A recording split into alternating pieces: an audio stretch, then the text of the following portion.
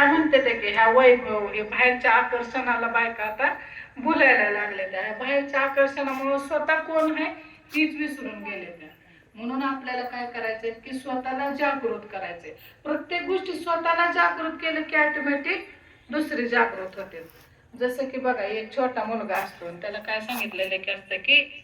विश्वाचा नकाशा जोड त्याला असं पूर्ण विस्कळीत करून दिलेलं असतंय की तू ही विश्वाचा नकाशा जोड ती किती वेळ प्रयत्न करतोय पण त्याला काय मेळ बसणार कारण विश्वाचा नकाशा एवढा म्हणल्यानंतर पूर्ण किती विस्कळीत असणार किती देश किती खंड त्याच्यामुळे जमणार त्यांनी काय केलं डोकं चालवलं उलटी बाजू केली उलटी बाजू केल्यानंतर त्याच्यात काय होतं की मनुष्याचं चित्र होतं मनुष्याचं चित्र होतं त्यांनी 5 मिनिटात लगेच जोडलं मनुष्य इकडे जोडला की ऑटोमॅटिक विश्व तयार झालं मग काय म्हणतं की स्वतःला बदला विश्व ऑटोमॅटिक बदलेल आणि मनुष्य काय करते की अगोदर स्वतःलाच बदलायला तयार नाही म्हणून म्हणतात ना की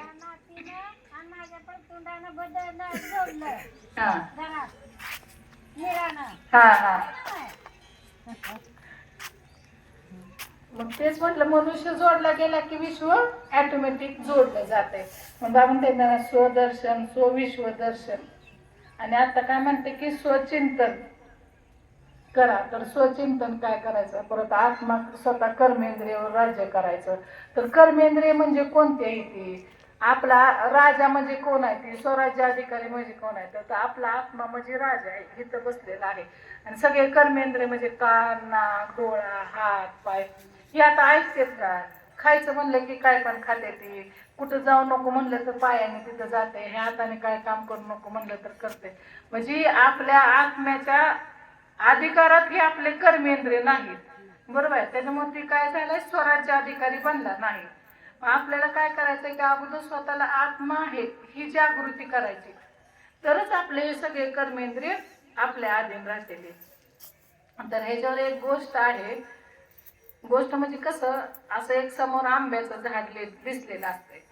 तर आंब्याचं झाड दिसल्यानंतर ती बघते मग त्याला इच्छा होती की जाऊन आपण ती तोडून आणून खावावं मग असं येते दिसतंय म्हणलं की ती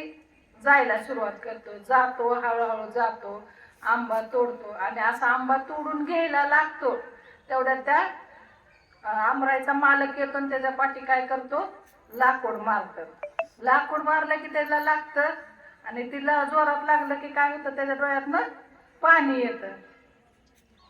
त्याच्यातून काय म्हणायचंय